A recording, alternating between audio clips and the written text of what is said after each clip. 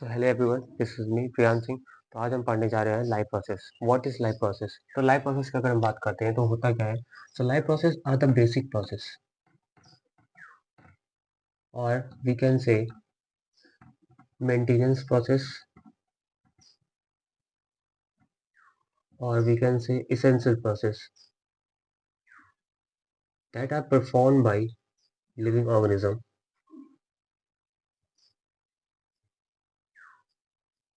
to maintain their life।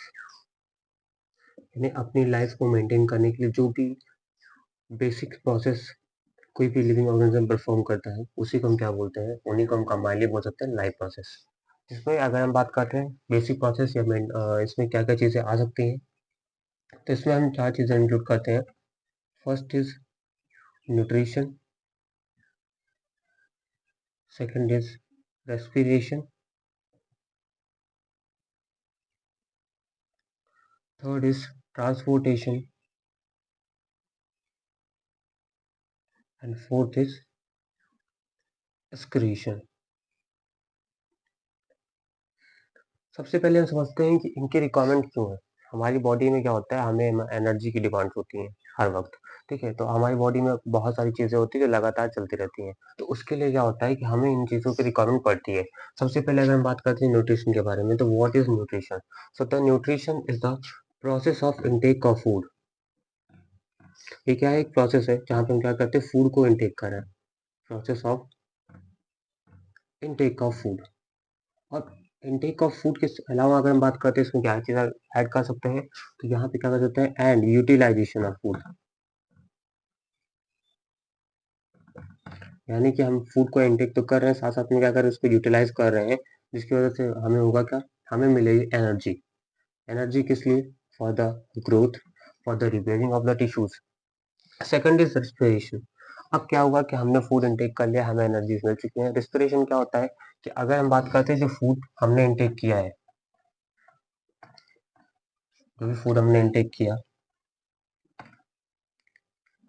तो हमारी body में होता क्या है, कुछ सेट्स ऑफ केमिकल रिएक्शन चलते हैं। तो अगर हम बात करते हैं वहां पे होता क्या है, तो वहां पे क्या होता है, अगर हम बात करते हैं तो वहां पे होता है ग्लूकोज का ऑक्सीडेशन, और वो ब्रेक कर जाते हैं, carbon dioxide plus some amount of energy भी रिलीज होता है। तो ये होता है रिस्पिरेशन। यानी कि जब हम बात करते हैं कि फूड होता है हमारी बॉडी के अंदर पूरी तरीके से ऑक्सीडाइज हो जाए, उसको हम बोलते हैं रेस्पिरेशन, जिसकी वजह से होता है क्या, हमें एनर्जी मिलती है। अब फूड हो गया है, फूड इनटेक हो चुका है, कुछ एनर्जी का फॉर्मेशन हो गया, यानी कि ऑक्सीजन भी हमने इनटेक कर ही लिया है। तो अब फूड और ऑक्सीजन इनटेक कर लिया है, तो उसके बाद अगर हम बात करें तो अगली जो नीड्स है हमारे लिए वो होती है ट्रांसपोर्टेशन की।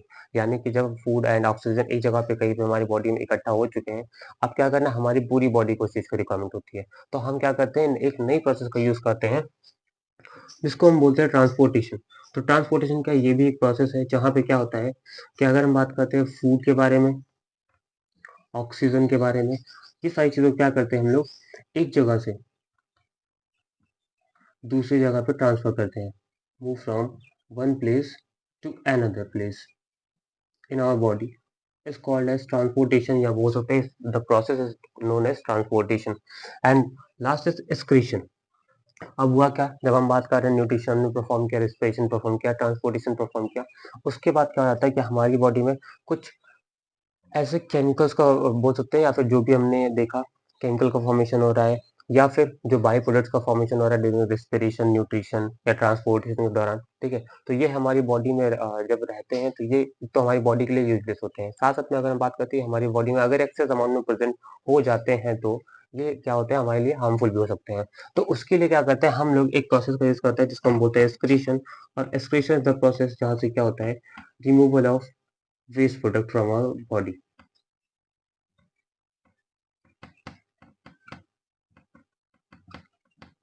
जहाँ से हम करते क्या है, हमारी बॉडी में जो भी वेस्ट प्रोडक्ट बन रहे हैं उनको हम क्या करते हैं, बॉडी के बाहर ले जाते हैं। तो नेक्स्ट हम पढ़ने वाले हैं न्यूट्रिशन के बारे में। तो न्यूट्रिशन क्या होता है, अगर हम बात करते हैं तो हमने अभी जस्ट पढ़ा कि process of intake of food, process of intake of food and to utilize it, जिसकी वजह से हमें मिलेगा क्या, हमें मिलेगा energy and various nutrients,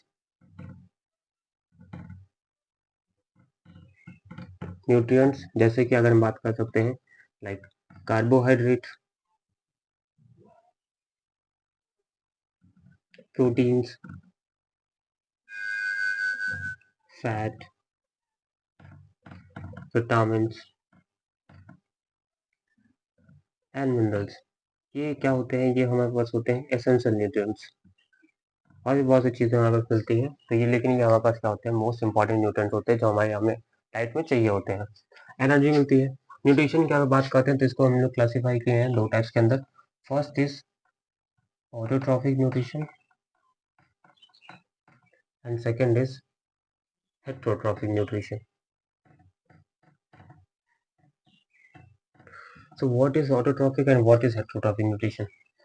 If you talk about autotrophic nutrition, so auto means self and trophy means nourishment.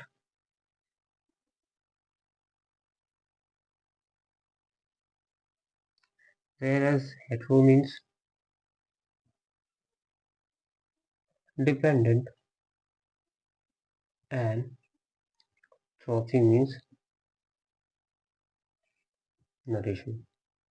तो जब हम ऐसे ऑर्गेनिज्म के बारे में बात करते हैं जो अपना खाना खुद से बना सकते हैं, उनको बोलते हैं ऑटोट्रॉफिक या ऑटोट्रॉफ्स बोलते हैं, और उनके मोड ऑफ न्यूट्रिशन को हम लोग बोलते हैं autotrophic nutrition.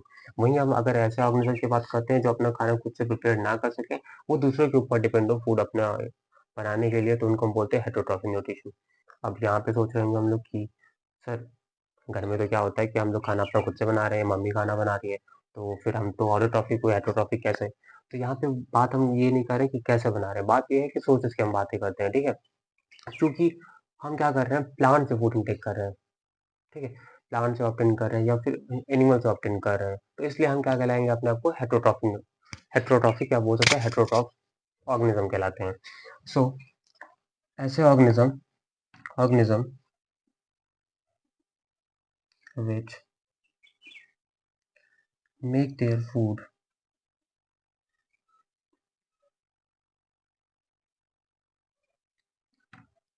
by their own, इनको हम क्या बोलेंगे? ऑटोट्रॉफिक या ऑटोट्रॉफ्स। और इनके मोड ऑफ न्यूट्रिशन को क्या बोलेंगे? इनको हम बोलेंगे ऑटोट्रॉफ्स। और इन्हीं के मोड ऑफ न्यूट्रिशन को हम लोग क्या बोल देते हैं? Autotrophic nutrition.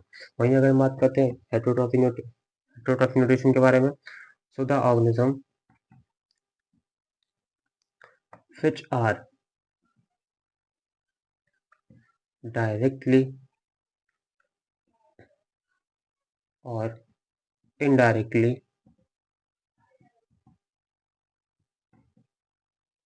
depends on plant or animals, other animals, इन्हीं को हम क्या बोल देते हैं? हेट्रोट्रॉफिक न्यूट्रिशन या हेट्रोट्रॉफ्स बोल सकते हैं हम लोग। सो मूविंग फर्दर हम बात करते हैं ऑटोट्रॉफिक न्यूट्रिशन के टाइप्स या हेट्रोट्रॉफिक न्यूट्रिशन के टाइप्स हम लोग पढ़ने वाले हैं। तो ऑटोट्रॉफिक न्यूट्रिशन क्या होता है, हेट्रोट्रॉफिक न्यूट्रिशन क्या होते हैं, इसको हम लोग ने समझ लिया, यहाँ तक बातें क्लियर है। अब आगे बढ़ते हैं, समझते हैं ऑटोट्रॉफिक एंड हेट्रोट्रॉफिक न्यूट्रिशन के टाइप्स।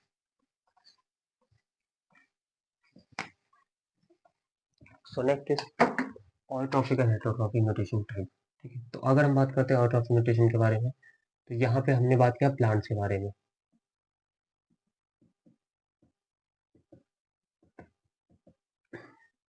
एग्जाम्पल हमारे पास क्या आ जाते हैं? Plants and some bacterias. तो इसको हमने दो पार्ट्स में क्लासीफाई किए हैं। फर्स्ट इज फोटोसिंथेटिक ऑटोट्रॉफ्स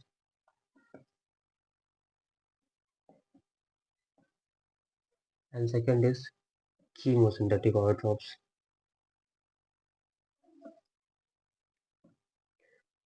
ज़्यादा डीप में दिया नहीं गया इंसर्टिंग, इसलिए ज़्यादा डीप में हम जाएंगे नहीं। बट अगर हम बात करते हैं फोटोसिंथेटिक ऑटोट्रॉफ्स के बारे में, तो फोटो का मतलब ही क्या होता है? यानी कि हम बात कर रहे हैं फोटोसिंथेसिस, नाम से तो चल रहा है, तो फोटो का मतलब होता है लाइट, एंड सिंथेसिस का मतलब क्या होता है? To make. यानी कि जब हम लाइट की मदद से कोई चीज़ बना रहे हैं तो इसको हम बोलेंगे फोटो सिंथेटिक ऑटोट्रॉफ्स। यहाँ पे वही बात चल रही है, तो इसमें हम लोग प्रोसेस पढ़ते हैं, इसको हम बोलते हैं फोटोसिंथेसिस। होता क्या है, समझते हैं इसको। तो photosynthesis is the process of making food in the plants by using carbon dioxide and water and sunlight. एक रिएक्शन समझते हैं, फोटोसिंथेटिक रिएक्शन को देखते हैं हम लोग। यहाँ पे क्या है, अगर हम बात करते हैं carbon dioxide plus water in the presence of sunlight and chlorophyll gives out glucose plus oxygen and in some amount of water too। अभी ये रिएक्शन बैलेंस नहीं है, इसको हम रिएक्शन को बैलेंस कर लेते हैं। रिएक्शन बैलेंस करने के लिए हमें क्या करना पड़ेगा, O2 and 6 and 6। ये रिएक्शन हमारे पास क्या हो जाएगा, कंप्लीटली बैलेंस हो चुका है। अब देखिए, अगर इस रिएक्शन को समझते जाते हैं, कार्बन डाइऑक्साइड हमारे पास कहाँ से आ रहा है, ठीक है, तो हमारे पास क्या होता है, हमको पता है लिफ्ट के ऊपर क्या होता है, टाइनी पोर्स प्रेजेंट होते हैं, जिसको हम बोलते हैं स्टोमेटा, ठीक है। तो वहां से क्या होता है, एटमॉस्फेयर से कार्बन डाइऑक्साइड उसको इनटेक कर लेते हैं, ठीक है। Next is water from the roots of the plants. ये दोनों मिलकर क्या करते हैं, जैसे सनलाइट पड़ते हैं इनके ऊपर, ठीक है, क्लोरोफिल पिगमेंट्स के ऊपर, तो ये प्रोसेस स्टार्ट हो जाती है। अच्छा, इसको अगर हम लोग समझना चाहें तो एक बहुत बेहतरीन तरीके से समझ सकते हैं इसको हम लोग, ठीक है, क्योंकि यहाँ पे हमने देखा ग्लूकोज का फॉर्मेशन हुआ है, जो कि क्या है, एक प्लांट का फूड है। इसको हम लोग समझ सकते हैं एक बहुत ही अच्छे तरीके से, जैसे कि हम लोग क्या करते हैं, घर में बनाते हैं अपनी खिचड़ी, ठीक है। तो हम क्या करते हैं, अगर खिचड़ी बनानी है हमें घर में, ठीक है, तो हम क्या करेंगे, हमें कुछ इंग्रेडिएंट्स चाहिए होते हैं। जैसे अगर हम बात करते हैं इस यहाँ पे कार्बन डाइऑक्साइड, ठीक है, ये दो चीजों से मिलकर बना है, कार्बन एंड ऑक्सीजन। तो यहाँ पे अगर हम समझ लेते हैं कि कार्बन को हम लोग सपोज कर लेते हैं कि दाल है, एंड ऑक्सीजन को सपोज कर लेते हैं कि ये चावल है, ठीक है। और दाल चावल को हमने क्या किया, वाटर के साथ मिक्स कर दिया। अब जैसे ही हमने दाल और चावल को वाटर के साथ मिक्स किया, ठीक है, तो हम क्या करेंगे, क्लोरोफिल एक तरीके से क्या है, यहाँ पे पिगमेंट्स है। ऐसे ही हम लोग क्या करते हैं, घर में कुछ पिगमेंट्स यूज करते हैं, जैसे कि अगर हम बात कर सकते हैं हल्दी, नमक, एंड इन सब चीजों का हम लोग यूज करते हैं। और फिर हम करते क्या है, इनको पुट कर देते हैं कहाँ पे, एक बोल सकते हैं कि गैसेस पे, ठीक है। तो यहाँ पे क्या होता है, गैस क्या करती है, एक तरीके से लाइट प्रोवाइड कर रही है, एनर्जी दे रही है। वैसे ही क्या करता है, यहाँ पर सनलाइट हेल्प करता है, और जिसकी मदद से बना क्या, यहाँ पास बन जाती है क्या चीज, खिचड़ी। अब हमने देखा होगा जब खिचड़ी बन रही है तो क्या होता है, जो प्रेशर कुकर होते हैं, ठीक है, उसमें से क्या होते हैं, एनर्जी भी रिलीज होती है, यानी कि गैसेस भी निकल रही है, और वो गैसेस कौन सी होती है, ऑक्सीजन। एंड सम अमाउंट में क्या होता है, वाटर ड्रॉपलेट्स भी क्या होते हैं, निकलते रहते हैं। तो अगर हम समझते हैं फोटोसिंथेटिक क्या है, फोटोसिंथेसिस, तो सिंपल से अगर समझ सकते हैं तो ये खिचड़ी बनाने की जो प्रक्रिया होती है उसी को हम क्या बोल सकते हैं, फोटोसिंथेसिस बोल सकते हैं, ठीक है। अब इसमें क्या क्या चीजें हो सकती हैं, इवेंट्स क्या होते हैं, क्या क्या चीजें रिक्वायरमेंट होती है इनमें, उसको समझते हैं हम। So next is what are the things important in photosynthesis. तो फर्स्ट थिंग अगर हम बात करते हैं जो इम्पोर्टेंट है, वो क्या है, सनलाइट, यानी कि हम बोल सकते हैं कंडीशंस नेसेसरी फॉर फोटोसिंथेसिस।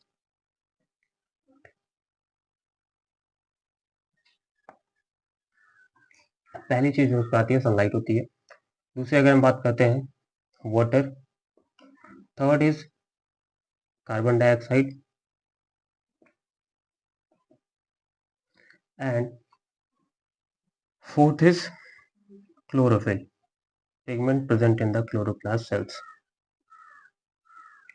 ये चार चीजें क्या होते हैं यहाँ पास रिस्पॉन्सिबल होती हैं फॉर द फोटोसिंथेसिस। इवेंट्स क्या क्या चीजें हमें देखने को मिलती हैं फोटोसिंथेसिस के अंदर। सबसे पहली चीजें क्या होती है, वो होती है एब्जॉर्प्शन ऑफ लाइट एनर्जी। सबसे पहले लाइट एनर्जी एब्सॉर्ब की जाती है किसके द्वारा, बाई क्लोरोफिल। सेकेंड स्टेप अगर हम बात करते हैं तो हमें क्या देखने मिलता है, conversion of light energy into chemical energy.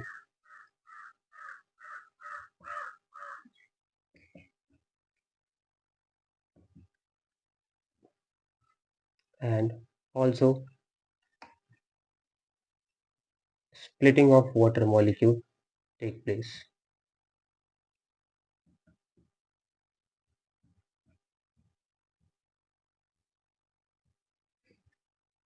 And third is reduction of carbon dioxide into carbohydrates। और हमें क्या देखने मिलेगा, कार्बन डाइऑक्साइड जो होते हैं वो कार्बोहाइड्रेट्स के फॉर्म में रिड्यूस हो जाते हैं। इसके अलावा अगर हम बात करते हैं यहाँ पे इंपॉर्टेंट क्या चीज़ें हैं, तो इसको हम लोग as a note point use कर सकते हैं।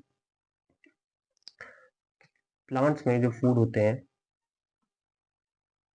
वो स्टोर्ड होते हैं इन द फॉर्म ऑफ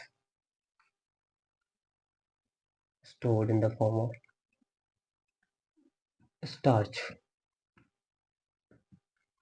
वहीं अगर हम बात करते हैं एनिमल्स में, तो एनिमल्स में यही फूड स्टोर होते हैं in the form of glycogen. Next हम आगे बढ़ते हैं, आगे बात करते हैं कैसे ये इवेंट प्रोसीड किया जा रहा है, उसके बारे में समझते हैं। तो उसके बारे में समझने के लिए हमें समझना पड़ेगा stomata. So what is stomata?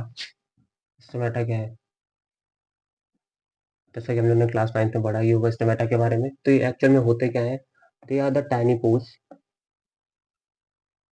Present on the surface of the leaf.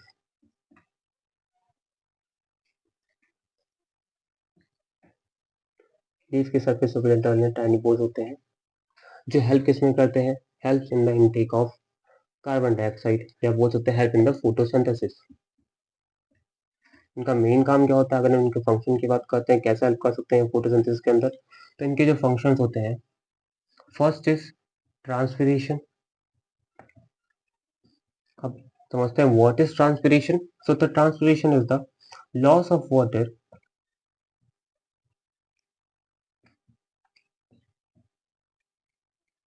in the form of water vapor is called as transpiration. Second, exchange of gases. ये गैसेस एक्सचेंज में भी क्या करते हैं? हेल्प करते हैं। अगर हम बात करते हैं इंपॉर्टेंट क्या है इस चीज में, ठीक है, तो इंपॉर्टेंट हमारे पास क्या है? एनसीईआरटी में इसका डायग्राम दिया गया है क्लोज एंड ओपन स्टोमेटा के,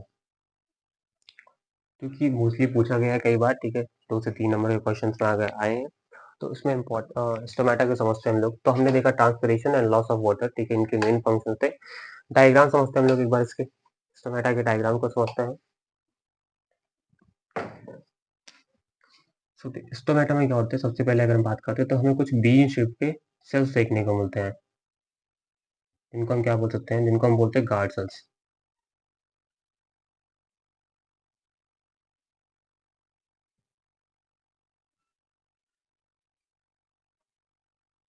जिनमें क्या होते हैं?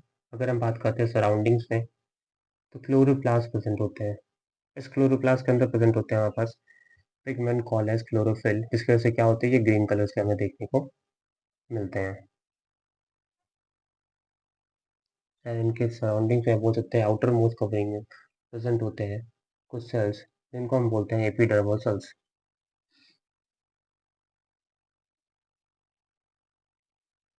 सो this is guard cells, this is epidermal cells, and this is known as chloroplast,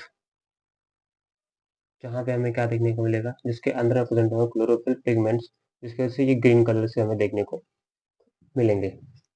and this portion is called as stomatal pore.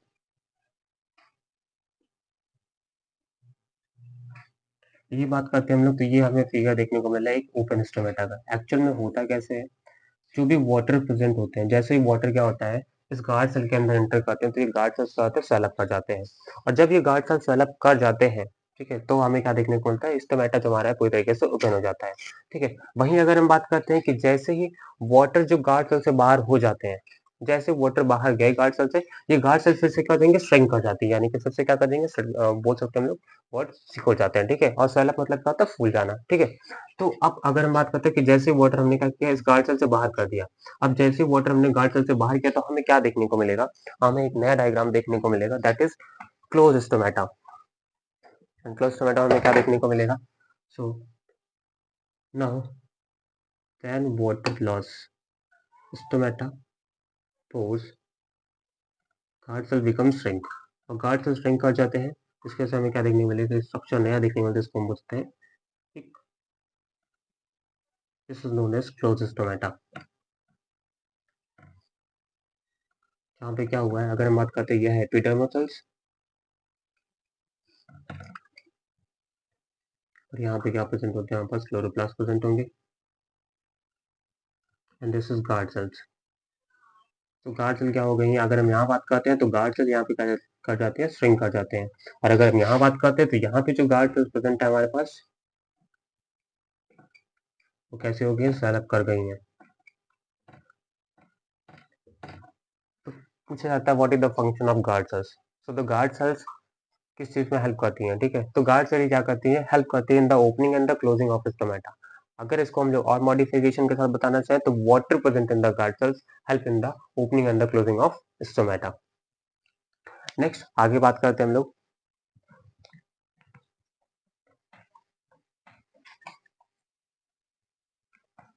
ये तो हमने देख लिया फोटोसिंथेटिक ऑटोट्रॉफ्स के बारे में। अब हम बात करते हैं कीमोसिंथेटिक ऑटोट्रॉफ्स के बारे में। कीमोसिंथेटिक ऑटोट्रॉफ्स की अगर हम बात करते हैं तो यहाँ एग्जाम्पल हम बात कर सकते हैं, पर्पल सल्फर बैक्टीरिया आते हैं। यहाँ पे क्या होते हैं, कुछ केमिकल्स, केमिकल्स की मदद से क्या करते हैं, ये अपने फूड का फॉर्मेशन करते हैं, इसको हम बोलते हैं कीमोसेंट्रिक, जिसमें मोस्टली क्या होते हैं, बोल सकते हैं कि नाइट्रोजनस एलिमेंट हमें देखने को मिलेंगे या नाइट्रोजनस कंपाउंड्स हमें देखने को मिलते हैं, जिसमें से क्या होता है, फूड का फॉर्मेशन होता है, this is known as chemosynthetic autotrophs. Next further moving, हम बात करते हैं हेटेरोट्रॉफिक न्यूट्रिशन के बारे में। What is heterotrophic nutrition?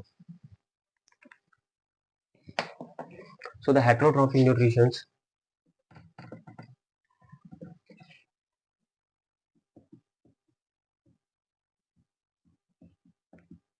are classified into three parts. First is saprophytic, second is parasitic, and third is holozoic. So the saprophytic, parasitic and the holozoic nutrition. Saprophytic nutrition अगर हम बात करते हैं यहाँ पे क्या होता है, तो they feed on dead and decaying matters.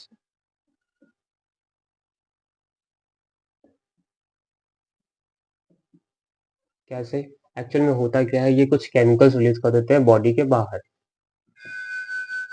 कहाँ पे केमिकल्स रिलीज करते हैं बॉडी के बाहर, फूड पे। इससे तो होता क्या है, जो फूड का डाइजेशन है वो बॉडी के बाहर ही हो जाता है, एंड देन उसको क्या करते हैं, ये इनटेक करते हैं और बॉडी के अंदर एब्जॉर्प्शन स्टार्ट होता है। इसमें एग्जांपल की अगर हम बात कर सकते हैं तो क्या हो सकते हैं, लाइक मशरूम, रेड मूल्ड, जिसको हम बोल सकते हैं राइजोपस, ठीक है, फंजाई है, ईस्ट, ये सारी चीजें क्या आती है, सेप्रोफाइट्स के अंदर में आएंगे। Second is parasitic. पैरासिटिक होते क्या है, कि डेराइव करते हैं अपने न्यूट्रिशन को from the living things, drive their nutrition from living beings without killing them, बिना उनको मारे हुए, जैसे विदाउट किलिंग देम। इसके एग्जांपल में क्या आ जाएंगे आप पास, तो इसके एग्जांपल यहाँ पास आते हैं लीच, ये हम बात कर सकते हैं ticks on dog, lice, and most important cuscuta, जिसको हम बोल सकते हैं अमरबेट। अब कैस्कटा क्या है, एक प्लांट है, बट ये किसके अंदर आता है, पैरासिटिक प्लांट्स के अंदर, पैरासिटिक में आते हैं, बिकॉज क्योंकि इनके पास क्या नहीं होता है, इनके पास अब्सेंट होता है क्लोरोफिल, क्लोरोफिल इनके पास नहीं पाया जाता है, इसलिए क्या आते हैं, ये पैरासिटिक प्लांट्स के अंदर आते हैं, या बोल सकते हैं पैरासाइट्स के अंदर आते हैं, ठीक है। होलोजोइक न्यूट्रिशन की बात करते हैं तो इस प्रोसेस में क्या होता है, यहाँ पे क्या होता है, अगर हम बात करते हैं तो इस कंडीशन में क्या होता है, ये एक मल्टी स्टेप प्रोसेस बोल सकते हैं हम लोग है, जहाँ पे जो ऑर्गेनिज्म है वो फूड को इनटेक कर रहा है, एंड डाइजेशन एंड एब्जॉर्प्शन दोनों चीजें क्या हो रही हैं, बॉडी के अंदर हमें देखने को मिल रही है, इसको हम बोलते हैं होलोजोइक न्यूट्रिशन। दोनों क्या हो रहा है, बॉडी के अंदर हमें देखने को मिलेगा, जो कि क्या एक मल्टी स्टेप प्रोसेस क्यों बोला गया है, बिकॉज हमें यहाँ पे कुछ स्टेप्स देखने को मिलते हैं। समझते हैं होलोजोइक न्यूट्रिशन के बारे में।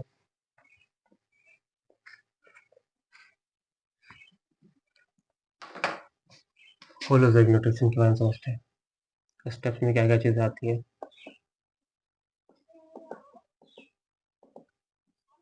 यहाँ पे हमें क्या क्या चीज देखने को मिलेंगे। First is ingestion, second is digestion, third is absorption, fourth is assimilation, and last is egestion। हमें ये 5 प्रोसेस देखने को मिलते हैं कहाँ पे, एक होलोजोइक न्यूट्रिशन के अंदर में। ठीक है, क्या क्या चीजें होती हैं। इंजेशन की बात करते हैं, यानी कि जब हम बात करते हैं कि हमने फूड को इनटेक किया, कहाँ इनटेक किया, विद द हेल्प ऑफ, हम बोल सकते हैं माउथ। ठीक है, माउथ हमने क्या किया, फूड को इनटेक किया।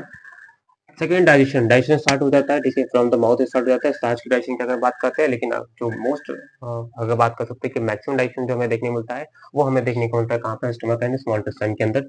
डाइजेशन यानी कि हम बात कर सकते हैं कि जो भी फूड हमने इनटेक किया उनको डाइजेस्ट करना with the help of enzymes.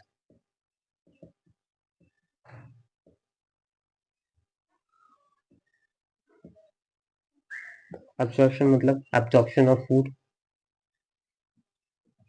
Mostly हमें देखने को मिलता है स्मॉल इंटेस्टाइन के अंदर में। ये चीजें हमें देखने को मिलेंगी। एसिमिलेशन, यानी कि अब अगर हम बात करते हैं जो फूड हमारे पास एब्जॉर्ब हो गए हैं, एब्जॉर्ब फूड जब ब्लड के साथ मिक्स हो जाते हैं, ठीक है, एंड वो क्या होते हैं, हर जगह पे पहुंच जाते हैं, पूरी बॉडी में हमारे पास हर जगह पहुंच चुका है, जिससे क्या होता है, हमें डिराइव कर सकते हैं हम लोग क्या चीज, एनर्जी में मिलती है। ठीक है, तो उसको हम बोलते हैं assimilation of food. And last egestion, यानी कि जो भी अनडाइजेस्टेड फूड प्रोडक्ट्स बचे हैं हमारी बॉडी के अंदर, इनको हम क्या करते हैं, बॉडी के बाहर करते हैं। इसको हम क्या बोलेंगे, इनको हम बोलते हैं इजेशन। नेक्स्ट हम बात करने जा रहे हैं न्यूट्रिशन इन ह्यूमन बींग्स के बारे में। उसके पहले हम बात करते हैं न्यूट्रिशन इन अमीबा।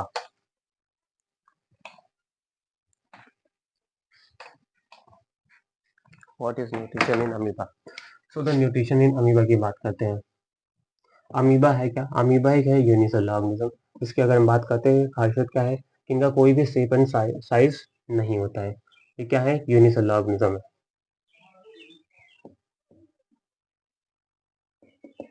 जिनमें हमें कोई भी शेप एंड साइज देखने को नहीं मिलता है, यानी इनकी जो शेप होती है वो डेफिनेट नहीं होती है।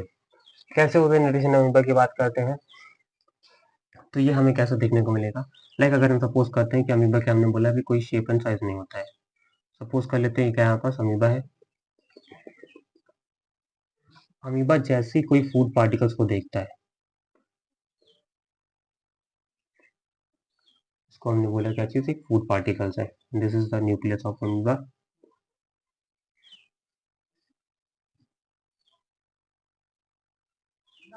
जैसे इसने कोई फूड पार्टिकल्स देखा, तो होता क्या है, अमीबा में एक फिंगर लाइक पोजीशन का डेवलपमेंट हो जाता है, जो कि एक टेम्पररी होता है। तो यहाँ पे क्या होंगे, एक फिंगर लाइक पोजीशन हमें देखने को मिल जाएगा।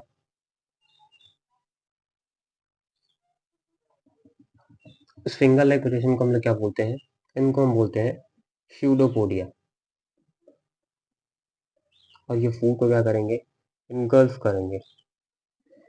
स्यूडोपोडिया का फॉर्मेशन होता है। नेक्स्ट स्टेप हमें क्या देखने को मिलेगा, ये जो फूड पार्टिकल्स हैं अभी क्या हो जाएंगे, ये फूड वैक्यूल्स के अंदर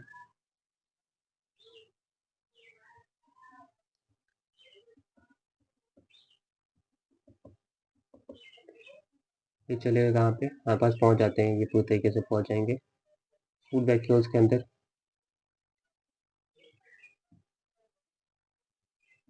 जहाँ पे होता क्या है, अगर हम बात करते हैं फूड वैक्यूल में क्या देखने को मिलेगा, तो जो कॉम्प्लेक्स फूड था वो कन्वर्ट हो जाता है किसमें, एक सिंपल फूड में। यानी कि ब्रेक कर देते हैं हम लोग, break down of food. And next step हमें क्या देखने को मिलेगा, जो फूड है with the help of diffusion move कर जाते हैं किस रीजन में, वो मूव कर जाते हैं साइटोप्लाज्म के रीजन में। Food move in cytoplasm with the help of diffusion. और जो भी अनडाइजेस्टेड फूड्स हैं वो क्या होते हैं, बॉडी के बाहर फेंक दिए जाते हैं, यानी कि थ्रो आउट कर दिए जाते हैं।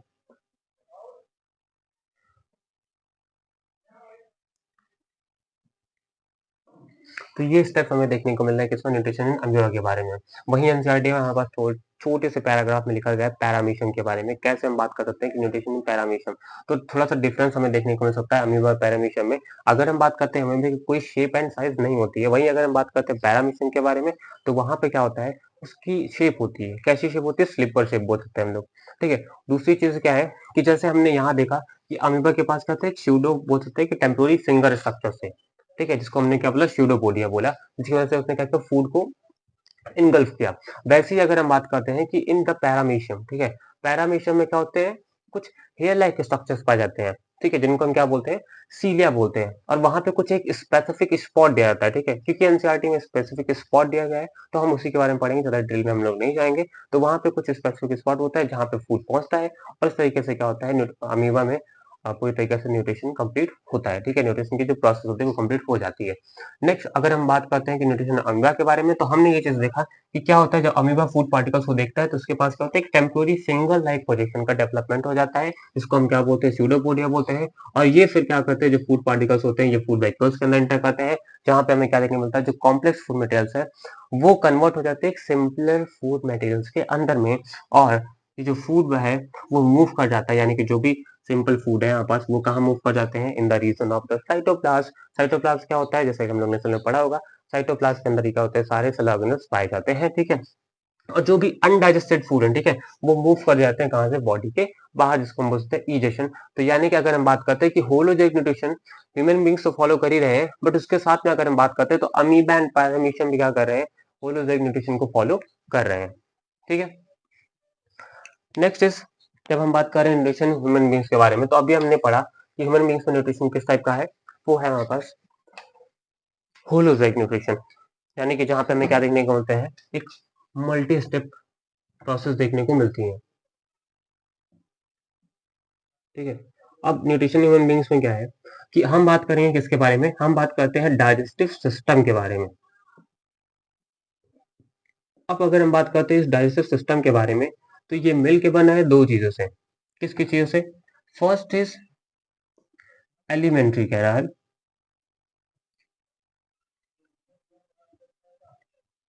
And second is associated glands.